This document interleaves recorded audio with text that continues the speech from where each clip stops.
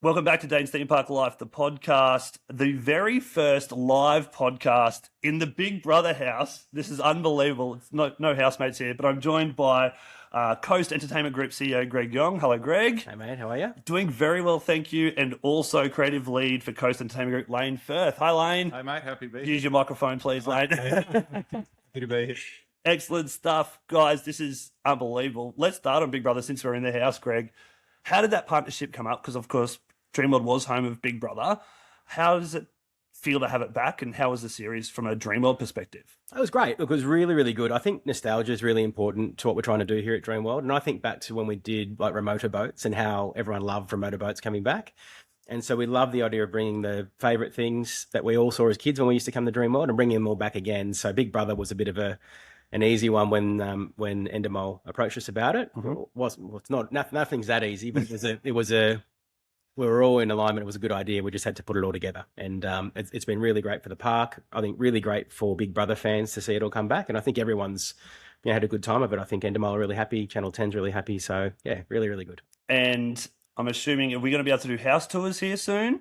They start tomorrow. Great. Which is good. So, and I've tested it out. I had my daughter in here about 20 minutes ago, who's a fan. She watched every episode apart from one, I think, and so she was a huge fan of it, loved it. So it's a cool space. I think it's really good. And moving forward, sort of brand awareness and lining up with a brand like Big Brother obviously was really successful for 10, successful for Dreamworld. What's that look like moving forward for the park? Look, we think that TV is a really important medium, and so yes, we love Big Brother, and we like a lot of other TV things. So we're thinking about what we can do with TV partners across the board. Big Brother's obviously brought a lot of attention to what we're doing, and then obviously Endemol does a lot of really cool TV shows as well. So yeah, we're open-minded about what else we could do. Big Brother, we'd love to look at what else we can do with them as well, and we're obviously all contemplating what that means. We're a bit busy at the minute and trying to get ready for Christmas, so that's kind of the number one priority. But after Christmas, I think we'll certainly have a bit of a chat about what it all looks like. Speaking of Christmas, let's lean into that. You guys have got extended trading period for a number of days. Fireworks at 7:30.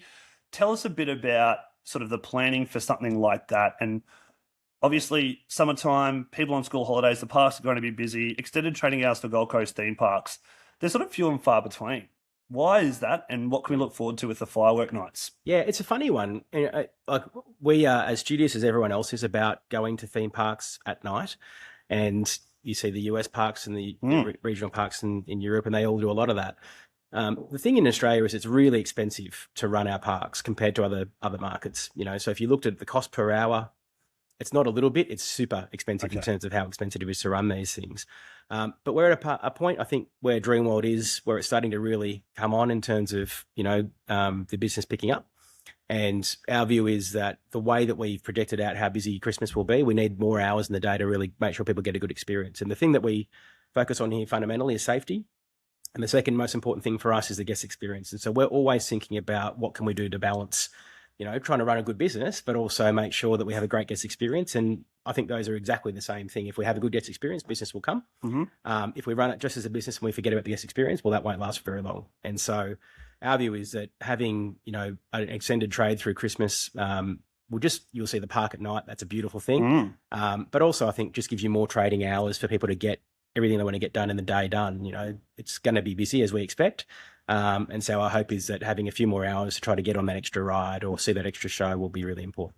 Speaking of night rides, Laine, let's talk about King Claw because it has just recently opened. First of all, congratulations to both of you and the entire team on that attraction. It is phenomenal. Laine, we'll start with you. Greg comes to you and says, we've got a gyro swing. It's going to be a bigger version of the claw. What's the first thing? Is that how it works, first of all? Second of all, what goes through your mind? Is that how it works? It's a bit like that. We knew that we knew that the claw was getting older. Yeah. And we had a lot of options we were thinking about for what it was going to be. And once we decided, at a high level that we'd come to the view that we weren't just going to, fix the old one and get it to where we would like it to be, because we just thought that was the wrong decision. We looked at whether we should close it and just think about something altogether different, but we just thought it was too popular. Mm-hmm. So we came to the view to do a really, a much better job of a bigger, faster, more exciting claw. And so that was where we got to. And when we got together as a group and saw Laine particularly about what we were going to do, the conversation really started with, well, do we start again? in terms of what this could be? Or do we, come up with a whole new name? And I remember, Laine, you came out to Sky Point and presented to the executive team with colours and all sorts of different things back in the day. So that's kind of how it all started. So, So talk us through a bit through that process, Laine. Was it always going to be sort of a bluey, greeny? What's that colour out there? How do you describe that? So it's like an oxidised teal. Yeah, oxidised teal. Yeah, that's how I'd explain it. We did look at bringing back the red and yellow colour scheme. Mm-hmm. We had a look to see if that sort of had legs. It was a bit of a legacy colour scheme, and it did look really good, but we felt like it didn't quite fit Ocean Parade. So first thing I had to do was sort of look around the park. What colours have we used in the past? What colours have we not used in the past?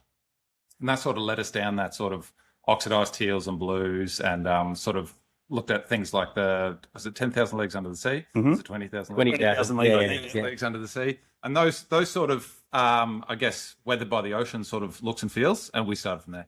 Wow. So then tell us about the creation of the king claw, the monster that we've come to love now here in the park. maybe you should tell the story about the different names we threw around. What was it going to be called? Can't say them all, but we had some pretty cool names that we were working on at the time. But Give us some.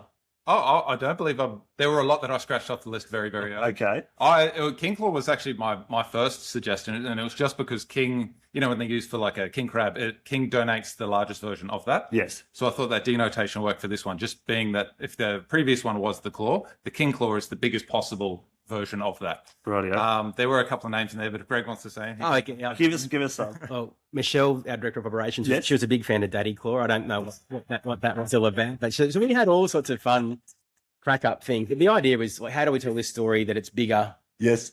and badder than ever before? But at the same time, too, we had a huge debate about whether we should keep the claw part of it or not. And in the end, we thought, well, it's got such history with Dreamworld. It'd be crazy to kind of give all that up. And so, we got to the view that we wanted to keep that part. As Laine said, we also wanted to say, well, look, we don't want to keep the same colour scheme. Yeah. Although we loved it, we thought some people might come in and go, well, what's changed? Yeah. And some people can do that. Like, we're obviously really close to it. People can definitely do that with attractions. Don't you worry about It that. can happen. I've seen it 1,000 times, in terms of other things that have happened where you've done a second iteration and people just don't see the value. So we thought that was really important to the colour change as well. I just see, all I can think about now is Daddy Claw, and then having Daddy Claw playing while you're swinging through. We might not be able to use that part of the podcast because it's licensed, but so then, Laine, you come in, you've got your pitch to the board, you've got your colour scheme, you've got your name. What's the next process then for you in bringing this whole project together? It's really about just doing a little bit of research, looking into sort of the rough time period. We didn't stick to anything super strict, so somewhere between 1890 and about 1910. So it's just about researching what things sort of look like back then, what sort of characteristics they had, what colour schemes, what sort of the dock area when you walk in at the front. Well, what did that look like back then, and sort of in an industrial area in maybe 1905. So yeah, it was really just about doing research. And then the backstory of it all with the Sturt brothers, obviously a throwback to Captain Sturt, the paddle wheeler, and there's a lot of other Easter eggs. Tell us more about that story and how that all comes apart as well, because I must be honest, probably one of the best themed flat rides on the Gold Coast, if not the best themed flat ride on the Gold Coast. How does that story come together? I suppose it's about, we knew it was going to be a ferry terminal station. So it was about how do you bring that to life? Mm-hmm. It has to feel like a real place where people do go through there to depart if there is an emergency. Yep. So we sort of built the load station.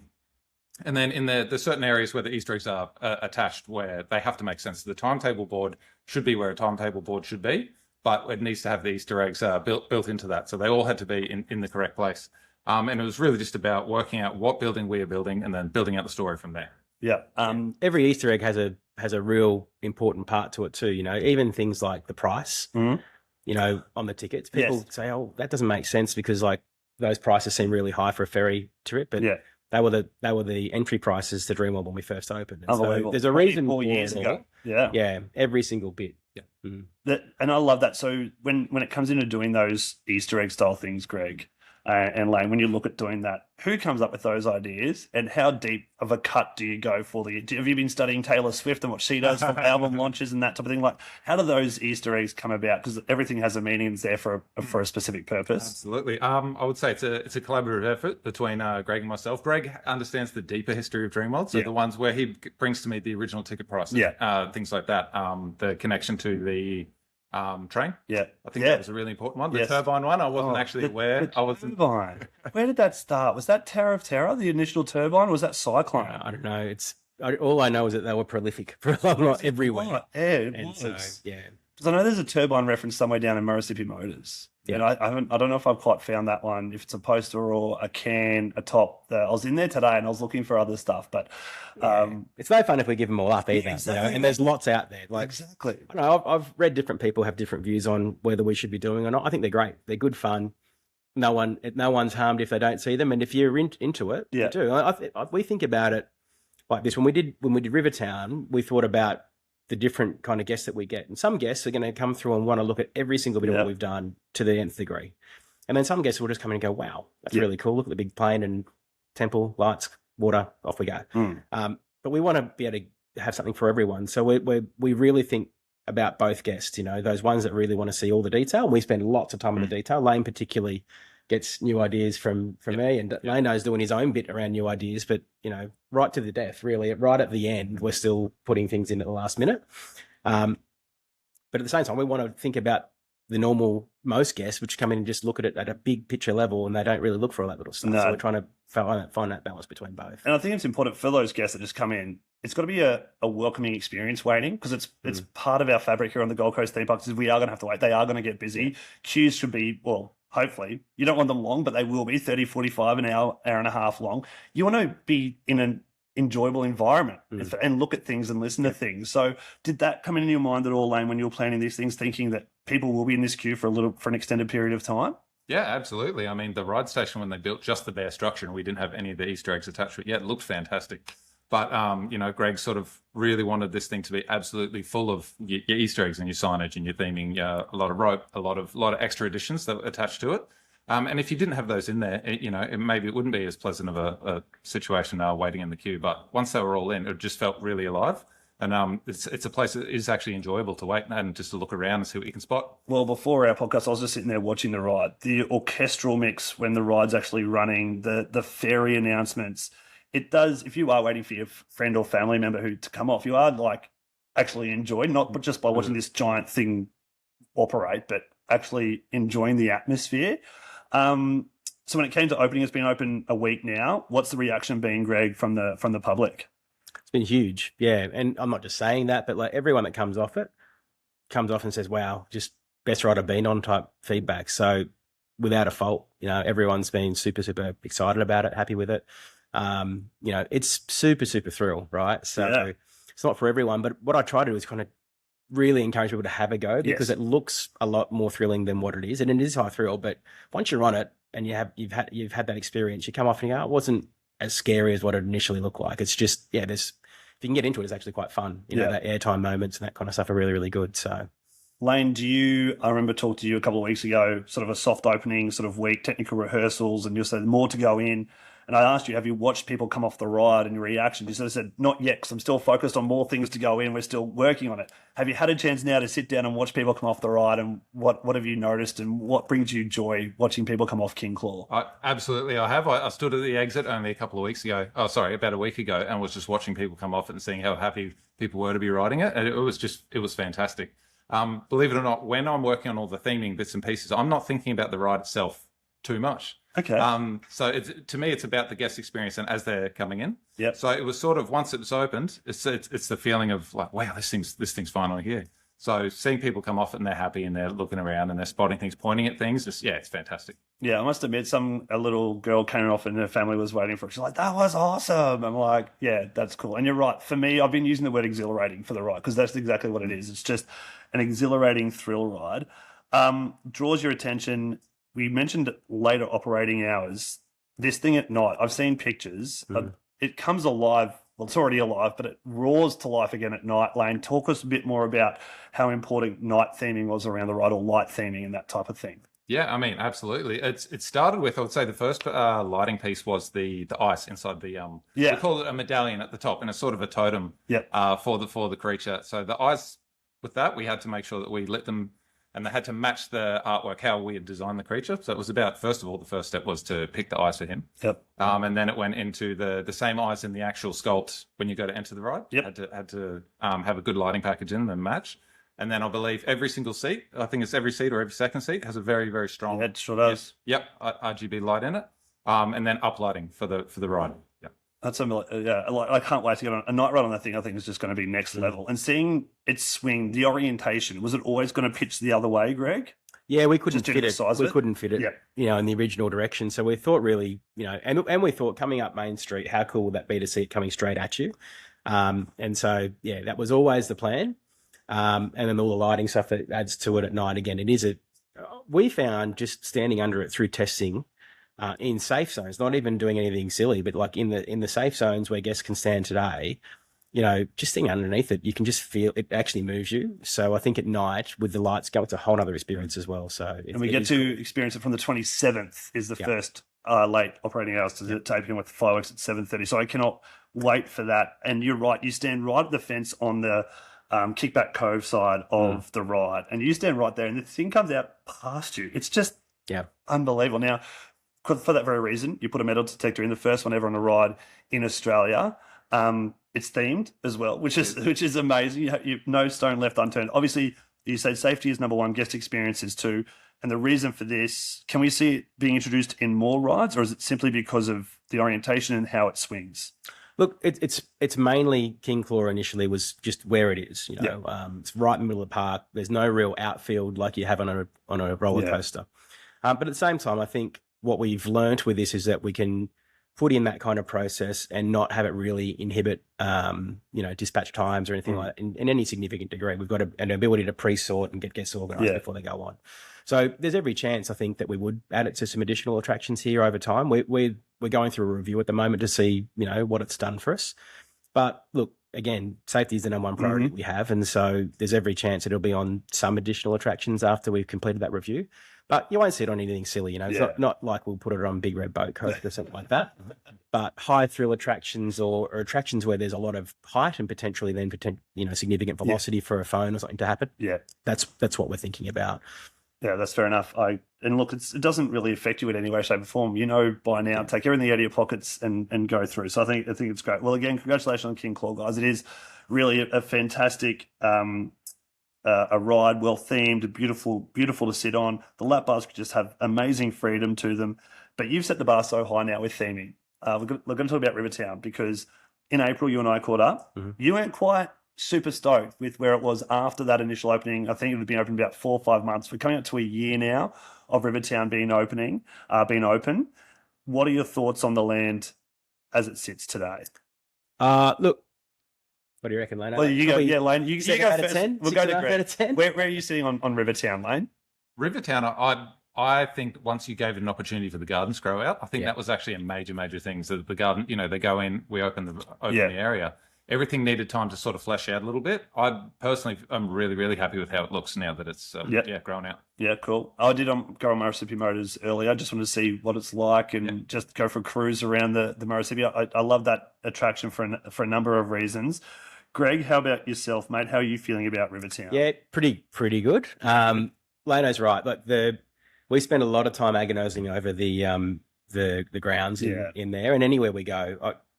To be honest with you, I'm still not happy with King Claw in terms of what we've done there because I wish we could just spend more money or find a way to make things happen fast with growing plants. But nature. If you talk to Wendy, our grounds manager, who's excellent, every time we talk, it's just about I'm saying get bigger plants, get bigger plants, get bigger plants.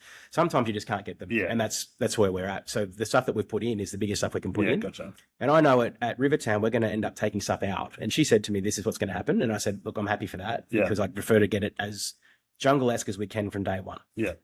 So it's grown in really nicely. The only thing I'd say is that, there's a few things around the Jungle Rush attraction that I'm still not wrapped with in terms of things that got to be finished still. So it's still not finished. Not quite as Laino and I initially envisaged. And sometimes with new attractions, things, the reason we push so hard to get everything in before we open on day one is because you may never go back and spend the effort and the money and the time to go and do that because you're on to the next thing. And that's just the nature of what we do. We've really tried to make sure that we get it right and, continually go back and make sure that they're being well maintained. And moreover, that we're, getting everything that we initially thought we were going to get. And so Rivertown and Jungle Rush, the temple particularly, there's a bit more work to be done. But look, overall, it's really good. And I know we get a lot of great feedback about it.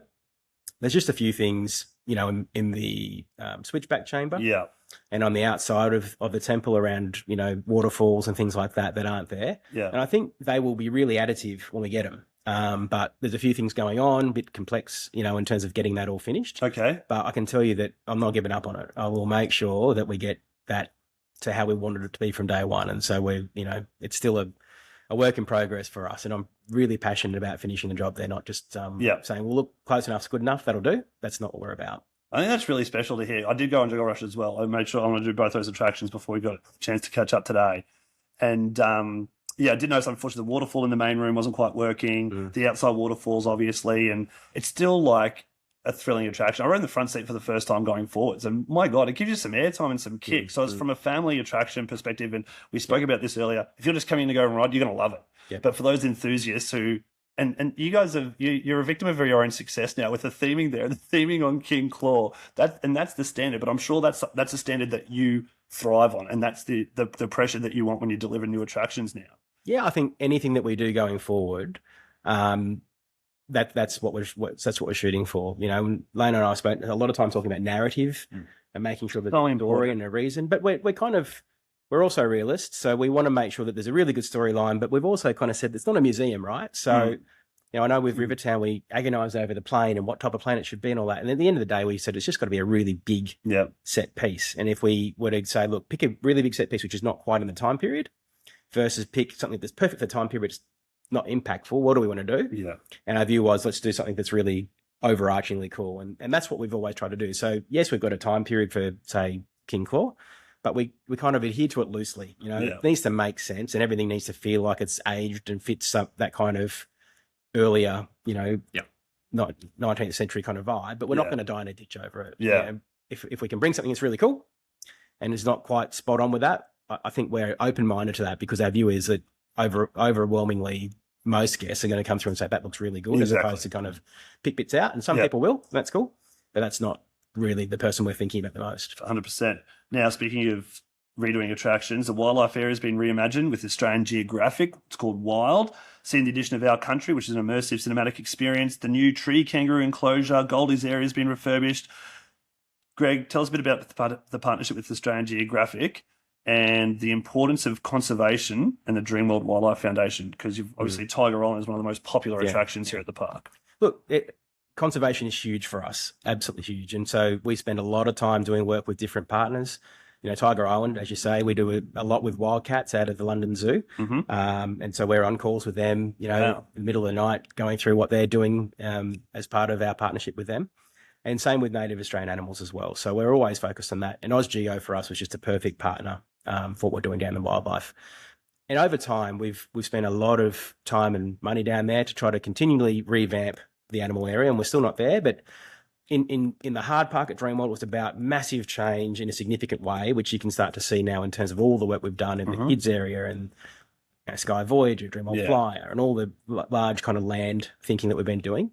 At animals, it's been about saying, well, how do we find a way to progressively just improve over time? And it's funny, you don't really notice it, but if you think about what we've done, taking bilbies, for example, a fantastic, species that has a lot of challenges. And if you think about where it was before, in that small kind of little hopping mouse house that we have today versus what we've got now, I think what we've got there is a really great exhibit, fantastic exhibit. What we've done with tree kangaroos, same story. And you're going to see more and more of those kind of things go on. AusGeo was about bringing some gravitas to what we're trying to do. And AusGeo, I think for kids particularly and education, is just massive. The people that we work with at AusGeo, super passionate about it. They've got a teacher on board that does all the work with AusGeo about making sure that what we do down there is really educational from day one. So we think it's a really tremendous partnership with them. We'll do more and more with them over time. And again, it's another part of the park where people can spend a bit more time and, people go down there and it's a bit more kind of relaxing and a bit more time away. You can go and see Our Country, and that's like, if you watch Our Country and just sit in there for a bit and look at the cinematography that goes on there, it's just an incredible piece of art, really. And so it's about just having a fulsome experience in the park. And so we love what's going on there. But you'll see over time at Animals, it's just continually more and more going on down there. Laine, do you work on that sort of aspect of branding and the creative side of things? And what's it like working with a brand partner like Ozgeo with your ideas and then their ideas and trying to merge those together? What does that look like for you? Absolutely, yeah. When those guys reached out to us, it was they were fantastic to work with. They were quite easy on. They were happy for us to lead the creative and for us to send it to them for approval. And they were just unreal. They were happy with pretty much everything we were working on. It aligned with. We made sure that our colors aligned with their sort of brand palette and their brand guidelines. So it was just about pitching them to them what we wanted their area to look like. And it all came together quite naturally. Because I've got quite a bit of land at the back there where Murrissippi Motors used to be. Is there, you said more animals, is there plans to expand that way? Or is that all land now for future development that's been sort of semi-approved? It's probably more future development. Okay. We think the park, as it sits today, it's a huge park. And if you were to compare our size of park that's in operation today versus parks around the world that are doing 3 times, 4 times the attendance, we've got plenty of space here. Yeah. If you think about just the land that we've got, we could do many more attractions here, and we've thought about what are we doing in the next kind of 20 years on the site. And we think the park is big enough to do all the things we want to do over time. Okay. So areas like that, we've got, I think, bigger, better uses for those, Yep. which will help the whole core here. What we don't want to do is just go and put, something that doesn't fit our kind of overarching strategy, Yeah. on land adjacent to us. So we're really thinking strategically about complementary uses that add value to Dreamworld. And so, selling it to someone to go and put a hospital on or something like that, that's not what we're thinking about. But doing things that are really going to add value to the whole precinct, Yeah. That's what we're really about. So, the Murrissippi Motors area, for example, got other ideas for it. Okay. What are they? Laine will tell you when I'm not here. Yeah. I don't know if the microphone is picking that up, but that is the roar of the Gold Coaster going around. So you can understand now why the Gold Coaster wasn't operating during Big Brother. Yeah. All right. Now, you've just come back from IAAPA, which is absolutely massive, the biggest theme park convention in the world, which showcases parks, ride manufacturers, developers, new ride vehicles, concepts, amusements. Anything take your fancy for Dreamworld or Whitewater World there, Lots. Greg? Yeah, I went with my boss, Gary, who's our chair. It's great for Gary to meet a few people in the industry. So Gary was particularly excited. I think we bought one of everything almost when we were there. And I said to Gary, yeah, exactly. But in my experience, CEOs and chairmen and people like that wander around shows like that and just start thinking they've got cool ideas is sometimes quite dangerous. Yeah. And so, we're always looking at the future. But everything that we do at the parks, we've got a process that we go through to make selections. And I think if you look at what's happened at Dreamworld over the last 5 or 6 years, it's been very, very deliberate. And we've had people involved from every part of our business, from safety to sales and marketing, obviously operations, engineering, creatives, and even someone like Jace, who Jace Kearing, who's been here a long, long time. People like that have been involved. So when we picked Vekoma as our partner for Rivertown, that was a big, agonising process, lots of fighting and debate to get there. But in the end, for all the right reasons, we went for that attraction because it really fit what we wanted to do in terms of the narrative and the theming. And so, yes, we saw lots of cool stuff over at IAAPA, but we won't do anything just on myself or Gary wandering around a trade show and saying, well, that'd be good. That'd be cool. We've got lots of good ideas, but they'll all go through that process because, again, I think if you think about attraction selection and what we've done in the last few years, I think we've got it more right than wrong. Yeah. It's always hard to get it perfect, but of course. Dreamworld Fly, for example, no one knows this, but before we opened Rivertown, Dreamworld Fly was the most popular ride in the park. Wow. So everyone goes, well, why would you put an attraction like that, a way swinger, in? Well, the work that we did had suggested to us that we had that opportunity. We wanted to bring some kinetic energy to the front of the park. Yeah. We wanted to do it beautifully and different, and Laine did all the work on that colour scheme and that design. Beautiful. And look, some parks would chuck that ride in, bolt it down, put a shade sail queue up and a little operator's booth, and off we go. And, we spent a lot more money and a lot more effort to make sure it was architecturally fitting to Main Street. We put the fountains in to really add that look and feel. And again, we thought a lot about the look and feel of it too in terms of the attraction. I wanted a bit more Baroque and kind of, the European style. Laine really fought hard for what we got out there now. And I think ultimately it's good that Laine won that fight because it's perfect. It looks really nice. And I was probably looking more around the reds and the blues and the golds and, classic Dreamworld colours there. But what we've got there is really, really nice and it fits the park beautifully. And, it's really important to get it right because it's at the front door. But again, everything we thought about with attraction selection, when we picked Jungle Rush, and when we picked King Claw and what we're thinking about for the future, we're really thinking about a whole heap of reasons why we do it, not just, well, that looks cool, let's go and put that in. So Laine, just on that, I love Dreamworld Flyer when you walk in because I must admit when the initial artwork came out, you're going to lose that amazing body of water, which is probably dead space at the end of the day. Really is what it is, but it looks beautiful. I love what you've done with Dreamworld. I didn't know you worked on that ride, but it does look beautiful, and at night it just comes alive. It reminds me of like a classic New York boardwalk attraction is what I sort of picture out when I see Dreamworld Flyer. So it is actually absolutely brilliant. Now, just on that, guys, I'll ask you both this. Laine, we'll start with you. What does the evolution of Dreamworld look like moving forward? That's a very good question. I would say keeping up the standard of theming that we've introduced throughout Rivertown and King Claw. That's probably the number one standard or target, at least for myself, that we absolutely want to hit. So whatever we do going forward, I think we need to keep it at that standard or even better. Right. Greg, how about you? What's the evolution of Dreamworld? Look, I think it's a couple of things. When I was in the US recently, I was looking at a lot of attractions for sure, but just as much time looking at accommodation. And so what you'll see at Dreamworld over the next few years is thinking about the site more broadly. We have aspirations to do an incredible hotel here. On site? On site, yeah. Now, I can't... Terra? It's not guaranteed yet. Oh, sorry, it'd be on the Dreamworld side. Okay. Yeah, I'd love to do a Terra hotel as well. I think I've got a great idea that I can't convince anyone else on just yet. Maybe the podcast listeners can help. Give us Well, if you look at that Fantasialand one they've done with the Charles Lindbergh, I love that hotel, and I've convinced everyone that I think it's a great idea to do at the Terra building, and no one's with me. So okay, it's one of those discussions. I'll get him there eventually. So, or it'll be the last thing I do before I get moved on. But look, I think we want to do a great hotel here, a really great hotel. It's a family hotel that really fits in with what we're trying to do here at Dreamworld. So we spent a lot of time thinking about that, and I think you'll see that broader idea about how do we make this whole area. And I think precinct's a tricky word when you use it in theme parks, but I think when you think about Coomera and what we're trying to do here, we're trying to create a destination precinct. So we're thinking really hard about the hotel. We're thinking really hard about a retail and dining and entertainment precinct that kind of brings the hotel and the theme park together. And there's really good ones of those around the world. There's really bad ones of those around the world, and so we're really trying to get that right. Yeah. And we're absolutely thinking about new attractions. We really want to make sure that we don't kind of vacillate around between focusing on this and then something over here falls over and then focusing on there and then something there falls over. So we're trying to make sure that Dreamworld, to Laine's point, 100%, Dreamworld stays at a very, very high standard, and it's much better today than what it was a year ago, 2 years, 3, 4, 5 years ago. We're still not happy. Yeah. We never will be, to be honest, but it's materially better than what it used to be. But we're already thinking about Dreamworld and what's going to happen next with, we're thinking about that. We're working on that right now. The water park is exactly the same. So we're working hard on the water park.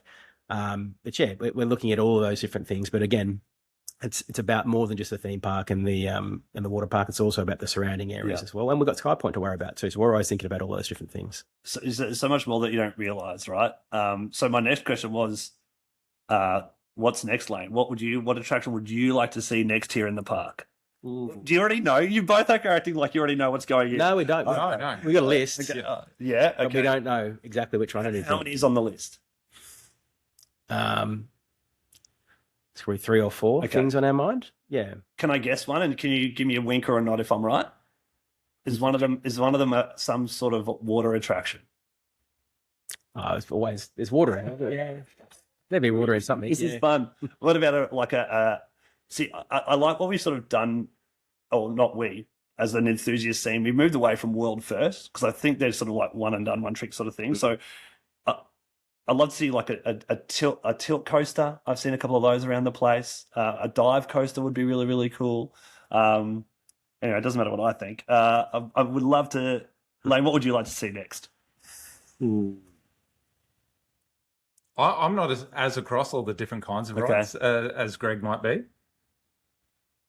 That's a good question. You're going to have to let me look into that and get back to you on that one. Yeah. Greg, how about you? You don't have to answer it. No, I'm mindful about... So we do a lot of different things. So we look at a lot of research as well. That's a big part of it. So water rides, there's a lot of interest in water rides. I'm on the fence a bit about water rides. Water rides are great. Yeah. And you could argue, and some people will say that every park needs water. Yeah. The thing I'd say is in Australia, all the water rides that we've got around the country, they don't get ridden all year. Yeah. And so for mine, it would have to be a pretty impressive water Okay. ride that has a lot of other things to it to Okay. make it make sense, because I want to have a 12-month-a-year ride, not a ride that's open for a bit and then closed all winter. Yeah. There's no need for that. So, that's on our minds. Dark rides are on our minds. Coasters are on our dark minds. rides, There's yeah. lots of different things that are out there. And to Laine's point, we've got to think about it, really, really consider where it would go in the park. Yeah. That would drive a lot of our thinking as well. It'd be no good putting a wooden coaster in Ocean Parade, for example. Yeah. So we're thinking about all of those different things. Yeah. But again, it still comes back to, a lot of the times we look at the guest feedback and the guest research and broader research. Yeah. And at times we've said, look, it's good to know that, but we're going to do something different because we think this is a better decision for the park. But we're always thinking about those things as well. But it comes down to, again, not just Laine and I, but the whole team. Yeah. Like, we really stress that, but everyone, in more senior levels in the business, but other parts of business too, get a say in what we want to do. Ultimately, we want a big kind of fight about it because we want to get the best idea at the end of the day. Nice, tough, genuine conversations. I could Yeah. imagine. We call it kind of process conflict. Oh, I like that. And it's good as long as process. as long as Laine and I win what we want. And all of us do. Like, I was adamant about the colours for Dreamworld Flyer, and Laine won. Yeah. And to be a fly on the wall for some of those conversations would be great. yeah, so we've got more to go on that for the next thing that we do here Right. at the park. Well, there's two things, and we've got a thing that's coming up more sooner, and then we've got a thing that's kind of a bigger picture thing, a little bit further out, and that's more significant. So Okay. yeah, but it's all about, for us, is about the cadence Yeah. and the quantum. How frequently we're doing things and Yes. how much are we spending. And I think our view is, over time we want to do not as frequent, so we can do really good things. And I'd prefer to do great work than do lots of work Yeah. that in aggregate doesn't feel that good. And so that's probably what you could see from us more and more is, not every year, but when we do things, we're really trying to make sure we do it well. And people will judge us for that, I know, but so far I think we're getting it largely, reasonably well, well done. But there'll always be a view, I think, from everyone as to how we go. So we're always so excited. That's just the most exciting thing, just hearing that you're always thinking, always evolving, always developing, and you're still not resting on your laurels with attractions that you're not 100% happy with, which I think is absolutely fantastic from a guest perspective and an enthusiast perspective. Guys, thank you so much for your honesty, your openness, your transparency. I know I really appreciate it, and the thousands of people that listen to the podcast definitely appreciate it as well, guys. So thank you so much for your time. Coast Entertainment Group CEO Greg Yong and Creative Lead for Coast Entertainment Laine Firth, thank you so much, guys. Really appreciate it. Thank no you. worries. Cheers.